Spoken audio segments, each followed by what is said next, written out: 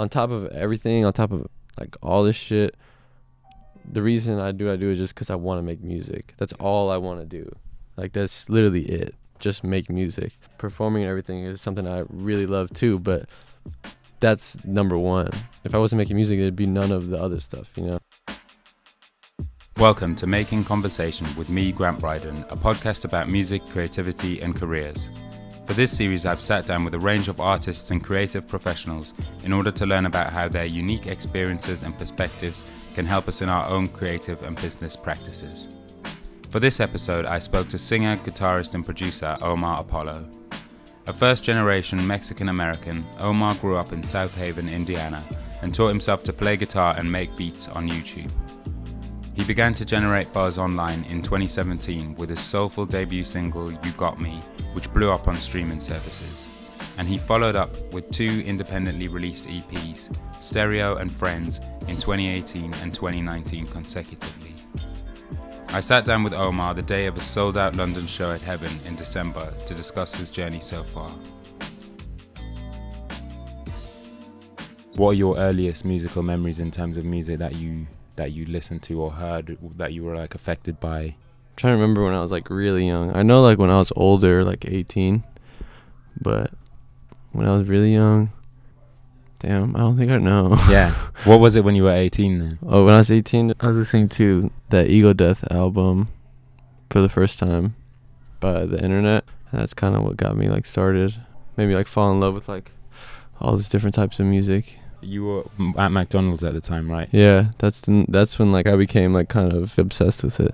And I was just like didn't want to stop listening to music.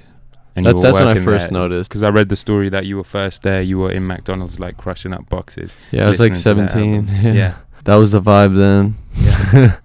I was just I was in high school, senior I think, like 17 years old. Yeah, I was just back there crushing boxes. I had my headphones in. And right after I heard that album, I remember like my brother picked me up and then he took me like to the pawn shop and like I bought a guitar. I already had experience playing, but my guitars before got stolen, so I just like kind of left them. I was just like, whatever, I don't have money to buy another one. Then I went to go buy one for like $40, and then I just like plugged it into the computer, started making beats and stuff. What was it that led you to listen to that album? I heard a few songs on SoundCloud, and then I had Apple Music, so then I was just like went on Apple Music and downloaded the whole thing. I remember like listening to that album so much. I never got tired of it. Cause you know how like you filter through albums? Yeah. Like yeah. You're like, okay, yeah, like, oh, I'm gonna listen to this for like the whole month. You know what I mean? Yeah. Well, that was like a year and a half. I was just didn't get tired of it. I just like loved it so much, and I was just listening to it, and like I would just listen to it. I didn't like I know like most of the words, but like I'm not the type to like learn words. Yeah. I'm more like melodies and like just listening to like chords and bass lines and stuff. That's what I remember mostly if I'm just like regularly listening. But now I think like I've developed into a different type of listener. Now I like to know words. Was that the first album of theirs that you listened to, or had you heard the previous I've heard some like other stuff. I've heard like the Cocaine one and then Don't Ya. But that was like the first front to back project that I was like, this is cool. I know you'd started already making music before that, right? When you were like 11. No, I had just was playing guitar. Okay. I was just playing by myself, and then I started playing at church when I was like 14. But what was it that first influenced you to pick up a guitar? What was it that made you want to do that? I don't know, someone asked me this a while ago. I don't remember. I think I asked for it for Christmas or something when I was like super young, like 11 or something. And then my dad got me like an electric guitar, but it didn't have an amp, so I traded it in at the pawn shop and got this acoustic guitar and just started playing it. I remember just like I'd go on YouTube and like pause videos and then like copy people's fingers. It just made sense. It was just easy. Just like little finger movements. What music was in the house when you were growing up? Was it a musical household? Were your parents listening to stuff? Yeah, every morning they play like some super like Mexican stuff. All the old singers from the 50s. That's their favorite thing. It's funny because I realized like with my other cousins and their families, they have different tastes. So like I'd be like, I would know all these people from the 50s, and then their parents would know like cumbia. Like my parents don't really know cumbia like that. They know a little bit, but just like different types of music. And I'm just like, dang, I kind of wish my parents were into that and raised me on that a little bit more. When you were younger, did you like your parents' music, or was it something that you kind of rejected? It's just background stuff. Yeah. But then there's a few songs I was like, this is crazy. Like I would get chills and stuff.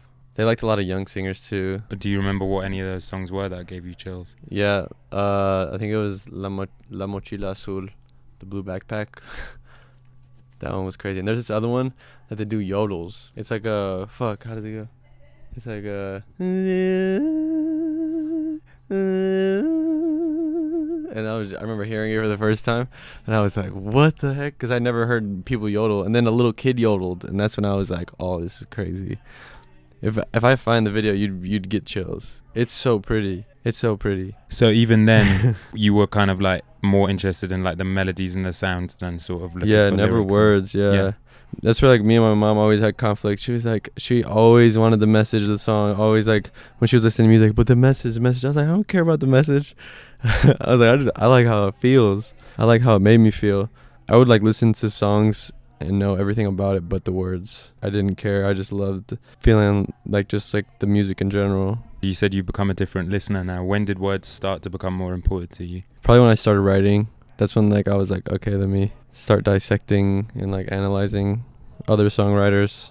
I didn't want to like do too much because I feel like when you learn too much, it kind of stifles you. If I learn too much theory or something, I'm just like not going to create the same. I don't think that's like completely true, but I just haven't. It's my excuse. Like that's why. It seems like when you want to kind of do something, you rather than trying to take lessons or something, you just go and figure it out through looking at other people's work. What do you think it is that makes you have that approach? I was talking about this the other day with somebody, and I was watching a Bruce Lee movie, and it said the same thing I was thinking. I was like, this is crazy. Basically, that like people start putting like names to things, names to like how the way you should think or do something, and it should just be emotion. It should just be feeling. And that's what I've been doing this whole time. Like it's just when I'm in the studio or I'm making music, it's just there's no like rules or anything. It's just kind of like how I'm feeling. At the end of the day, it's just when you play something, it's just literally like that's how I'm feeling. Like this is sonically, this is what I feel like. You know what I mean? Yeah. So you just play it, and it's just like that's just how I'm feeling. Like there's no other like explanation. I have like no clue how it happens, but it's like super fun all the time. Because otherwise, you start getting too serious. It's like you start doing too much. It's just not fun anymore. So I just kind of just let things happen. When did you first record something? What kind of brought you to do that? I was in high school still. I was 17, working at McDonald's, and I bought a microphone for like, it was so funny because I was at the Guitar Center that I used to work at. It was before I started working there. I remember like not having enough money for the microphone, and I went there. I was gonna go buy it, and I was like, oh, I don't have enough money. Like all this stuff. It was like $200. I had like 180 or 170 or something, and I was so stressed out. Like I was like, damn it. Like I was planning on buying a mic today, and then the dude just like saw how devastated I was and how ready I was to buy it. He just like gave me his family and friends coupon, and then I was able to buy it. Then I went home and I made it, and then it was just like a USB mic. Yeah. I just plugged it in and just started singing over beats I found on YouTube. I wasn't producing yet or anything, just like stealing YouTube beats, MP3 converters. And did you ever upload any of that music, or at that time was it literally just you were recording stuff and saving it? I mean, I'd show my friends. I uploaded, when I was in high school. I was 17. The song sucks. I think it's called I Love Ya. Right. YA. Like, so stupid. But I bought the beat for like $30, and then that's kind of like just snowballed from there. Finding your voice was a kind of interesting part of your process, and I read about how you recorded stuff onto an iPod Touch and like played it to friends and stuff. Dude, yeah, that was in high school too. This was before I got all the equipment. Right. I was just literally just trying to learn how to sing. I remember I'd have like 9-minute voice memos that'd show like I'd show one friend who's my roommate right now, and I was like 17, and I'd be like, you gotta listen to the whole thing. So I tell him put on the whole thing. I'm just like, just wait for this one part. I'd make him listen to the whole thing, and it wasn't good yet. It was bad. I remember he was telling me that too. He just didn't want to say anything. He's like, bro, it was really bad. I was like, yeah, I know. But I always had a good ear, so I just kind of waited it out. Then I was like, oh, now I get it. How was it to be a teenager who's like recorded something and is trying to share it and then be told that it's not good? Was it difficult? No, it never made me mad. Because my whole life, no one would like give a shit what I had to say ever. When I was younger, in school, like the teachers, anybody. So it just like came to the point where it's just like, I just want to do this because I like it. So, I mean, I just kept doing that, and then people had their opinions, whatever, and just kind of, I didn't care. I mean, like, and like my family, it was kind of the same way. They were just kind of like, whatever about it. I just kind of ignored everybody pretty much, and just like, I just loved it so much, I didn't really care. You said about how you've got a good ear, and I think there's like a thing with creativity where like often your taste level's higher than your ability. Yeah, that's very true. For a lot of people too, I've noticed. Like, you can like not know how to play an instrument and have better taste than like a virtuoso. Like, obviously taste is subjective because everyone's different, but like, I don't know, you totally can. Like, it's just, people like the music because that's just my taste. That's just what I like. It's nothing more than that. It's just like those melodies I pick, those accords I pick.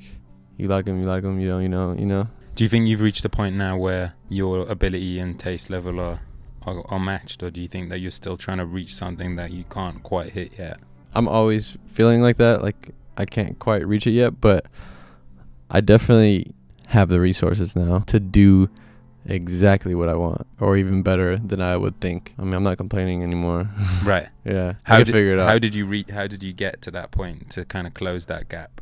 Just kind of experiences with other people, realizing what I can and can't do, realizing like what my strengths are and where I need help. I feel like it was kind of recent. I feel like it's just a mental thing, like a confidence thing. That's kind of what brought me to like realize I can make like kind of my favorite music, you know. At what point did you start to produce? 2016. Okay. And what drove you into that? I bought a bass, and that made me like kind of figure out about the rhythm section, which is like bass and drums. And that's when like beats started to make sense, you know, just like time signatures and loops and stuff like that. That's when like it really kind of started making sense, and I was just able to just like, it was just so easy. It just made sense. What were you making beats on? Logic. Okay. I've always used Logic. What was it that caused you to transition from this thing where you were recording on YouTube beats to being like, I need to take control and make my own beats? Because the beats just weren't good enough. I was on YouTube Right. just like looking forever. Just were not good enough. What kind of beats were you looking for? I guess at the time it was like pretty lo-fi stuff. It was just like guitar, drums, or just guitar, just like pretty chords. That was kind of my vibe at the time. Or are you still sort of producing drums using a keyboard? Yeah, I still use the computer keyboard. Yeah, I make all my beats like that. On the records, they sound pretty live, the drums. Is that all computer keyboard? Yeah, most of them. You just kind of like trigger them. So like kick, snare. I have a lot of cool drum packs. Some of them are my friends though that play on them. Like some of them I'll hit up like a friend to play on it or something. I don't know, I just love live drums. They're cool. Because I think it's interesting. I've seen you talking about creating with very little, like especially like I know Stereo you did in an attic, basically. I feel like if no one knew your story, they'd listen to that record and assume there was a lot more involved. Yeah, no, it's just like 3 people just in the attic. What was that process like? What was that time like? Like looking back at it, it's crazy because, well, my bassist, that was his kind of attic. He lives up there now because no one lived in the attic after I moved out. So he was just, it's kind of like the dojo. We talk about it all the time. It's like there's a lot of like creative energy in the walls. There's also probably a lot of mold. There was like hella mold, like like not in that room, but like on the side. I was like, dude, we could have gotten super sick. But yeah, there's a lot of like, when I go back there, it's just, it feels really cool. I made like a song I just recently put out called Frio. I made it there like a few months ago, and it's just like, there's some like juju in there, some like good juju, like creative energy, because I mean that was like kind of where everything started, and I don't know, it was just so innocent. It was just like, I don't know, it's cool. I love it there. I go back there and it's just tight. Ugotme was the song that you first uploaded to Spotify and that blew up for you. How important was that song and the impact of that song in reaching where you are now? I mean, I remember playing that song in front of like 15 kids to like 6,000, you know. That's why like Attic is even makes it even cooler. Yeah. You know. But I remember because I remember exactly when I made that song, like the whole day, well, most of the day. I remember I made it. I had the day off from work, and I called my cousin.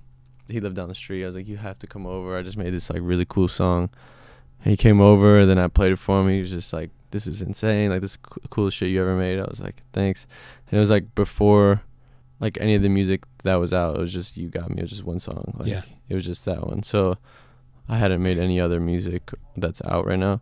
I don't know. I just remember just being like obsessed with it. I was like listening to it all the time, and just like knowing that like I made something that I'm proud of, and that shit still same thing. Still feels like that.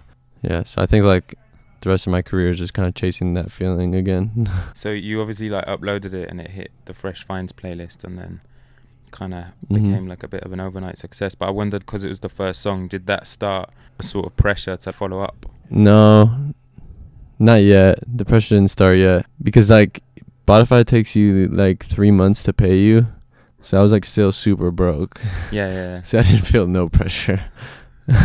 So I was just like, man, I just need to get out of here. Like that was my whole energy. Then I uploaded like other songs I had that I made like kind of like a few days after, and then just kept going like that. So at that time there wasn't really like a strategy or anything like that. It was just like you were making songs and you just upload them when they're like the ready. Next day. Yeah. Yeah. At that point, were you planning to make stereo? Were you working on a project, or was it just songs? Yeah, it was just songs.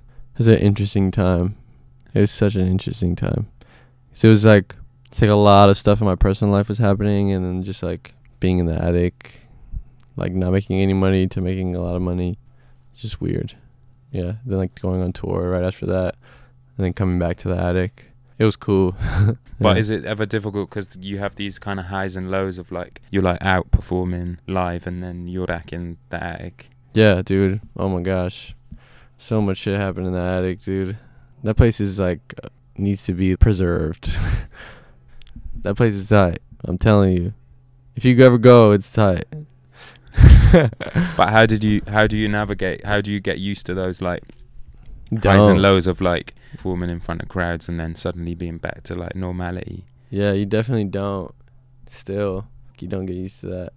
I mean, I've learned to deal with it. It's just kind of. How do you deal with it?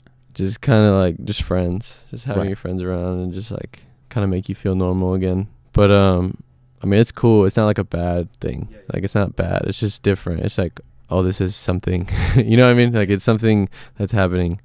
You just kind of have to, like, I don't know. It's hard to explain. How important has performing been for you? Because I know often sometimes when an artist now makes a song in a bedroom and uploads it and it's like goes big, they're not necessarily equipped to perform, but it feels like you've always been a performer on some level, whether it was dance or performing at talent shows and stuff. Honestly, I just loved attention. That's why I loved performing. I love dancing. I love dancing because of how it made me feel, and how it looked. I thought it looked so cool. But I always was like, I loved when people reacted to something that I did. So I was just chasing that feeling too.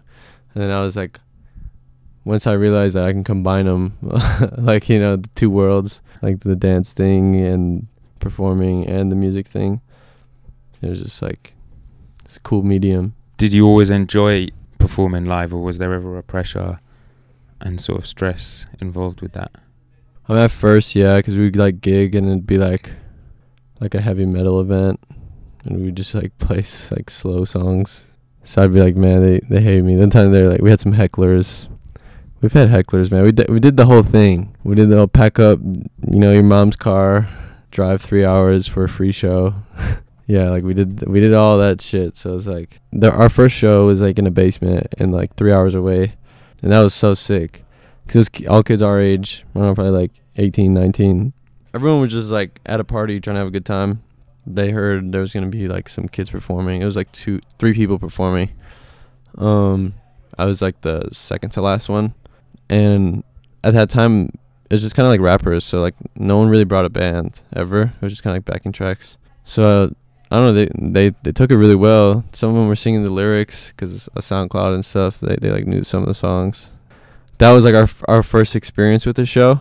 So it was like, this is cool. Like, we like this, you know? But then, like, you go into, like, you do, like, you know, the heavy metal gig, and they're like, get off stage. Like, just shit like that. And then, like, no one pays you. Yeah. But I think that, like, we just did it because there's not shit to do. It's like, in Indiana, it's just kind of, like, work, do, like, psychedelics or something, and then, like, that's it. Like, work, and then, like, just, like, fuck around, pretty much. Like, get drunk with your friends. So we were like, we don't care. Like, we'll go play. Like, there's nothing else to do. So, and it was fun too. How important was Chicago in that time? Because I know they've got a really poppin' kind of like live open mic night scene and stuff. Yeah, dude. Chicago's cool for music. Chicago played like a big role on us like starting something in Indiana. Because we would always go to Chicago for shows. And then we just like, I don't know, we just like, man, let's make Indiana like, you know, that. So, you know, we were doing shows in Indiana a bunch. And Chicago, we would go there, I'd meet a bunch of artists, I'd meet a bunch of people, and I'd sing over there.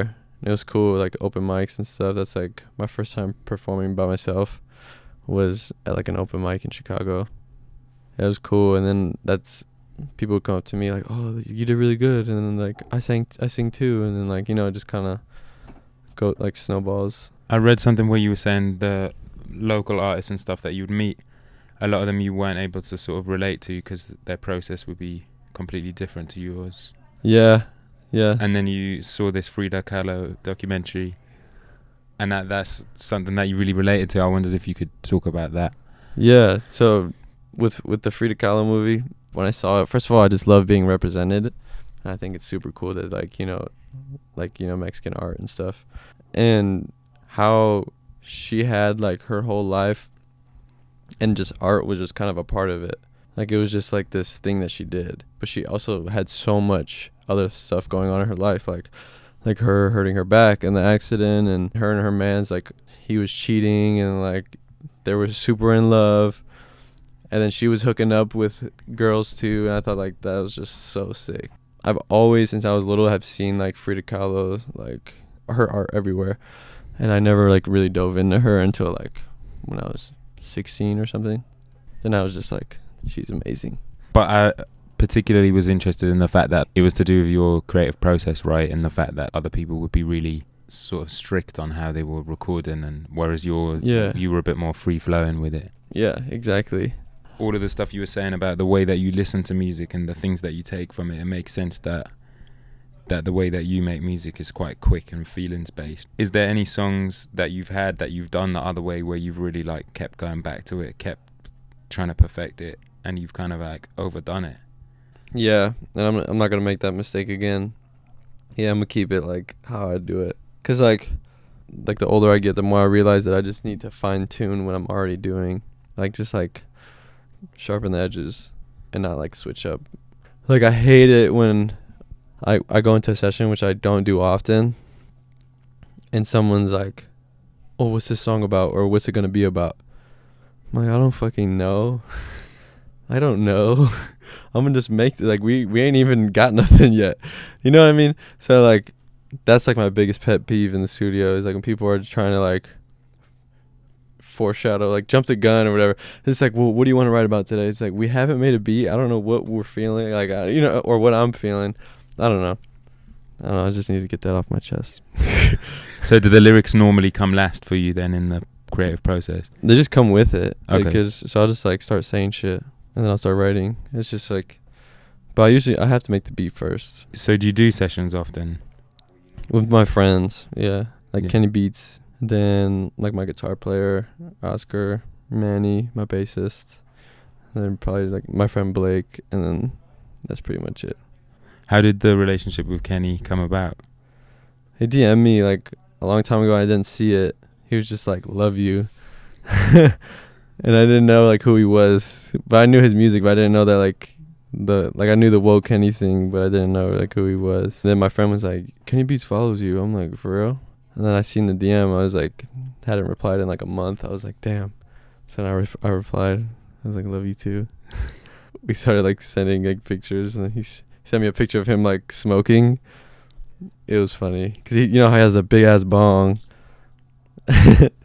Then like we should hang out. I'm like, okay, we hung out, and then we made like 2 songs the first day we met, and then now we got like 8 or 9 songs. How does the process of working with someone like him differ from the way that you were recording in Indiana? It gets pretty similar. He kind of like not adopted, but like kind of figured out like, oh, this is how Omar works, Right? you know, and just kind of goes with it. I'll be like, give me a drum loop, make some drums. I start playing bass, and then we just go from there. So do you think that's the way that it kind of has to work for you? Other people have to kind of adapt to this way that you've created? If it's for me, yeah. Yeah. But if I'm working with someone else, I'll adapt to them. You know what I mean? Okay. But like, if it's for me, if it's my shit and it's like my music, then I'm like, okay, yeah, you need to do it my way. Otherwise, it's not gonna come out good. You've started obviously from this ground level of being able to make this really good record from a laptop and a guitar. How does working with so little sort of set you up to be able to now that you have access to everything that you kind of want? Oh yeah, dude, it's dope because it happened kind of slowly. It wasn't like, oh, here's all this equipment. It's just like, oh, we have this synth. And I'm like, oh, synth. I've never used a synthesizer. And I learned how to use it. And then it's like, oh, we have this sub. And I'm like, oh, sub. You know, it's like slowly, like over months and shit. So like now, like I know how to do it, like use everything except for like drum machines. I don't know how to use that shit. I can like play on them, but I don't know how to do that shit. Even between the 2 EPs that you've put out, how did the process of making Friends differ from Stereo? It was kind of the same. Yeah, I kind of made all of Friends at like 3 different houses. They were all the ones I was living at the time.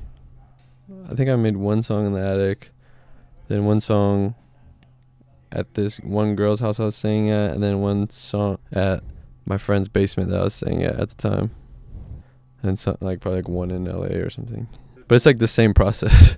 Just me in front of the computer with a guitar and a bass, and just like doing that. How about now that you're working on an album? Is that still the way? No, now I'm on some other shit. Now I actually like I'm actually trying to make something that I'm like really proud of. Not that I'm not proud of like my other music, but I'm just trying to make a great album. Is there other albums that you look to as blueprints for what a great album is, or what is a great album? And it kind of sucks 'cause I have so many ideas. I'm like, oh, I could save that for another album, you know. But right now, like my like idols right now is like Sade, The Strokes, Prince. Wouldn't like idols is like a strong word, but like the music I'm listening to, those like, records, yeah, just like a little bit of Janet Jackson. Yeah. How long have you been working on that album? Dude, honestly, like I kind of had an epiphany the other day, like 2 days, yesterday. And I was like, fuck all this music I'm making. I'm gonna keep making more music. Whatever's gonna go on it is gonna go on it. It's just, I don't know. I'm on like another frequency now. I don't know. I just really want to make something that I'm like truly like proud of and like obsessed with. I don't think I did that yet. Yeah. Do you think that that's to do with the fact that you're kind of like growing so fast? That every time you sit down, you're going to be better than the sessions you did like a couple of months ago? Yes. And how can I put it? I'm looking at it as a whole now. I'm not just looking at it song for song, because all the other shit is just song for song. So now I'm looking at like, I know albums now. If you asked me like a year ago, I would have been like, I didn't really like listen to albums front to back like that. I would just pick my favorite songs. But now like I listen to stuff all the way through, as you should, and I'm just like taking notes. So it kind of goes back to the YouTube thing or whatever, where it's like now that you're trying to make an album, you're studying albums and how they work. 100%. That's like exactly what I'm doing right now. I literally like have a bunch of album playlists that I made of like my favorite songs that I think go together. They're all different artists on like 13 songs of like, if this was an album, it'd be a great album. So like I guess it's just a great playlist, but just so I can get like a bird's eye view of like what I want to do. I'm still figuring it out, but I never like work to like, oh, this is gonna go on the album or nothing. Like, this is not how I work. I'm just make a bunch of shit, do it how I do it, like, pick the shit that I think is like cohesive with it, that's gonna like benefit it, and just like what I want to say is said, you know. From these studies of albums that you're doing, what do you think makes a great album? There has to be like a continuous, like, whether it's a sound or something or a theme, like thematic, it just has to go through the whole thing. Okay, so like use the same of something. It all feels the same. Like it's like, oh, that's from that album, or that's from the, but it's all different, but it still feels the same, if that makes sense. Yeah. It's like different but the same. Like the whole album has one color, like, you know what I mean? Like in your head. So that's kind of that's what does it for me. And is color and visuals something that It's huge. is important to you?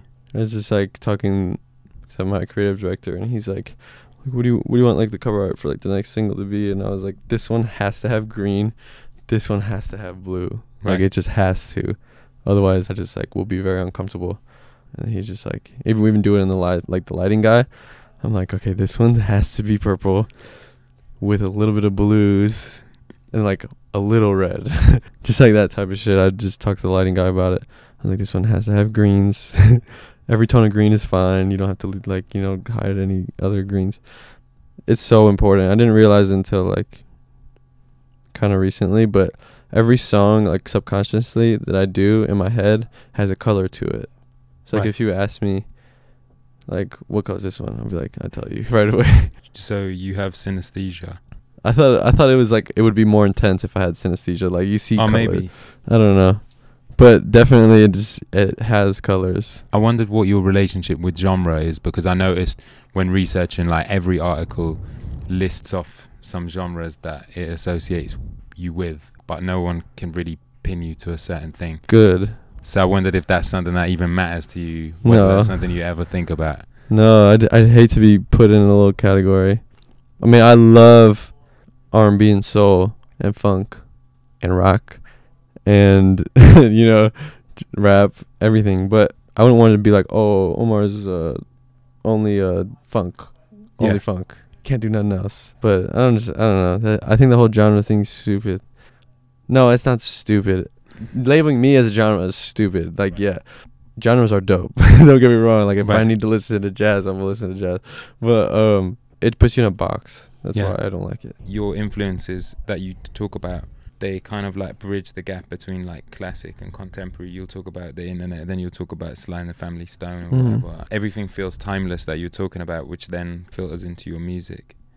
Is that the goal, to make music that lasts like that? Yeah, that's the only goal. There's so much music that I hear that I'm just like, oh, this is great, but I would never listen to it again. And it's not like the music's bad or anything. It's just like, it doesn't stick with me. And it's good music. Like if I was at the club, I'd be like, this shit is tight. And everyone's different. Some that might do that for somebody, you know what I mean? But for me, all the songs that I like that aren't mine are like super timeless and can exist in like any era. Like anybody would be like, this is great, you know? Yeah, and I think I only have like three or four songs like that I think are like that. And the rest are just like they're cool. You know what I mean? Like, but it's because that's something special. That's like, that's different. You know what I mean? Like when you can play something in like 3 years, I'll play it. I'm like, that's a good song. I want to do that with the whole album. Every song like that. And I honestly don't think that I've even done that with like all my music. As you get more successful, there becomes other things that you have to do, promoting the music, performing live and stuff like that. I wondered how you find in that balance. You know, we're out here and you're having to do interviews and stuff like that, as well as performing, but you're also trying to think about making an album. How do you deal with all of that? That's a very relevant like question. So like, I'm so ready to go home and make music. Like I'm so ready, but I'm also super excited for the show. You know what I mean? So I kind of just leave the hope. I'm like, okay, I'm gonna get there. You know, I'm gonna get home and I'm gonna be able to do what I love to do. Cause on top of everything, on top of like all this shit, the reason I do is just cause I want to make music. That's all I want to do. Like that's literally it. Just make music. Performing and everything is something I really love too, but that's number one. If I wasn't making music, there'd be none of the other stuff, you know? So obviously I'm going to lean more towards like, oh, I'd rather just make music. But I literally am like stressed. Like I don't know how to deal with it. I just hit up a few friends. I'm like, dude, I can't wait to be home. I have so many ideas. I just want to like lock myself away and just. He's definitely like my manager's like definitely heard it. I'm like, bro, I need like we're gonna have to cancel this shit because I'm not doing it because I need to go home and make music. You know what I mean? Just like that thing. Or are you kind of blocking out a certain amount of time then once you get back to? Well, tomorrow I'll go back to Indiana, so I mean, I'm probably gonna go to the attic and make a bunch of shit, and then I go back to LA in like December or something, 15th or something. Cool. Yeah. So you get to lock in then and just focus on music. Yeah. So now I'm like, I just tell myself I'm like, you're on tour, you know, you gotta do tour stuff. Do you feel like you're kind of burning out as well? Because I know you got ill recently and had to Dude, cancel yeah, the show. fuck. Oh my gosh, it's been so bad. The past 3 shows I just kind of talked. Well, yesterday I sang a little bit, but I was just like talking the words like this because I literally could not make a singing voice. And it was like I just couldn't, and I wasn't gonna cancel. I canceled 1 show and I like went to the hospital right after to like get medication and like the whole like singer thing. And then dude, it sucked so bad out here. I just got so sick. Well, my band was sick, then I got sick. It's different when you have to sing and you're sick. Like I could play an instrument, like if I have the flu I can play an instrument, you know. Like, but when you blocked right here, like this whole area is just fucked up. You like speaking, you sound crazy, so it just has sucked. Today I think I'll be good singing. Yesterday I was probably like at 70%. Today I'll probably be like at 90. We got a rock doc, so I don't know, I might be good. The doctor who like is sketchy and like fixes you, short-term fixes. Yeah. How was it received when you had to cancel the show? Were people supportive or? They were. I didn't look at it too much, mostly because I don't really have service out here, but also like I saw like 1 bad tweet and then I was like I'm at the hospital. Yeah. You know what I mean? Like there's nothing I could do about it. And I was like telling myself, like for the shows that I was like kind of just talking at, it was kind of a bummer. I was like, this sucks. This is like, in my head I was just like, this is your guys' first time seeing me and it's like this. But I just told myself I did the absolute best I could. I can't give you anything more. Like I literally just can't. I was ill. Yeah, so I just told myself that and it was fine. And it was funny. Like the show was funny. Like the song I Have You Got Me, there's like this dramatic like cue where like right before I started singing I said, baby, there's something you know. Like everything stopped, and then right when I was supposed to say baby there's something you know, I just let out like the funniest cough, like everyone was just cracking up, and then they just started singing the words because they knew I couldn't. So the fans are like supporting, helping you through it. Yeah, it's cool. They're the best. Oh, they're so good. They're so nice to me. Cause dude, I was fucking stressed. I was like, damn, I really can't sing right now, and I really have like 3 more shows.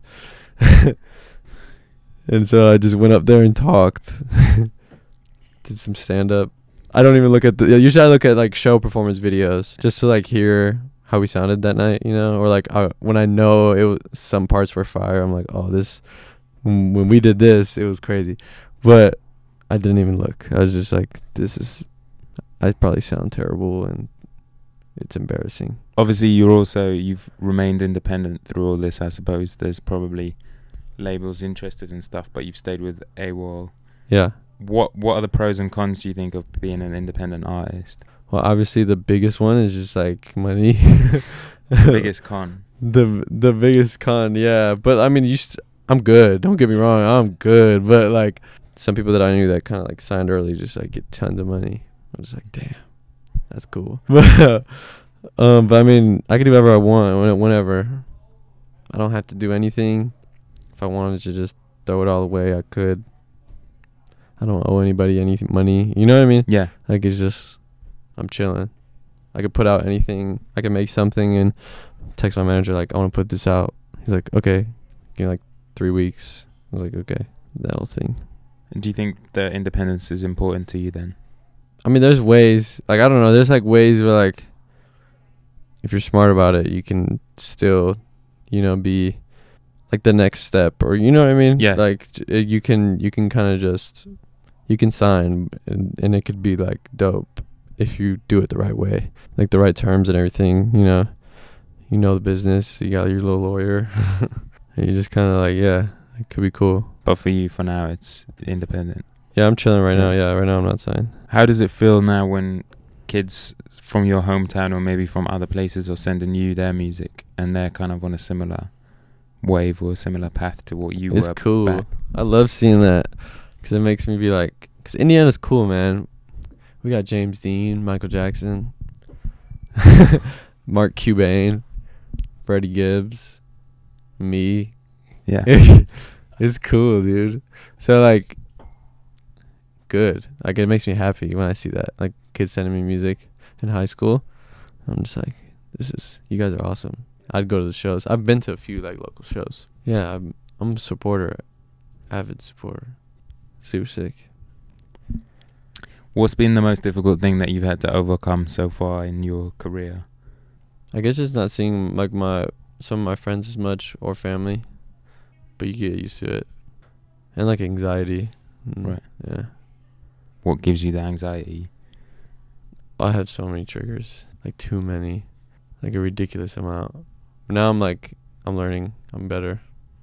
It was a point where it was bad. I didn't like leave my room. Right. I just stay there all day. Like stay in the bed like 9 hours. Like wake up at like 11, then stay in bed till like 9 p.m.